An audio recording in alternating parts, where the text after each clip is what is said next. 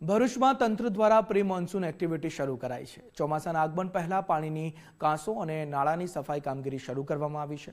વરસાદી પાણીના નિકાલ માટે દર વર્ષે કાંસોની સફાઈ કરવામાં આવે છે। કાંસની સફાઈ પાછળ દર વર્ષે 45 લાખથી વધુનો ખર્ચ કરવામાં આવે છે। સફાઈ છતાં 8 મહિનામાં જ કાંસો કચરાથી ભરાઈ જાય છે। ગ્રામ્ય વિસ્તારોમાં ઘર વપરાશનું પાણી સીધું આ કાંસમાં છોડી દેવામાં આવે છે।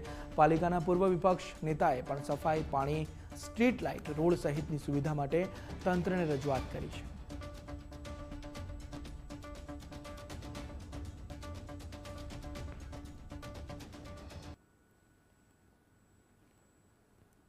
દિવસોમાં જે ચોમાસું શરૂ થઈ રહ્યું છે એટલે પ્રી મોન્સૂન કામગીરી ભરૂચ શહેરના તેમજ અમારા વોર્ડના અંદર યોગ્ય રીતે કરવામાં આવતી નથી।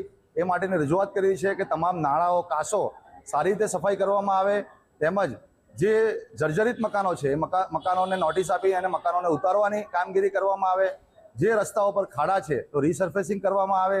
જે વૃક્ષોની ડાળીઓ નડતર રૂપ છે તેને ટ્રીમિંગ કરીને ઉતારવામાં આવે અને વોર્ડ નંબર 2ના અંદર બ્રિજ પાસે જે ગંદકી પુષ્કળ થઈ રહી છે એ માટેની તાત્કાલિક સફાઈ કામગીરી કરવા માટેની રજૂઆત કરવામાં આવેલી છે। ભરૂચ નગરપાલિકા વિસ્તારમાં વરસાદી પાણીના નિકાલ માટે જુદી જુદી લગભગ 37 જેટલી ખુલ્લી કાંસો આવેલ છે।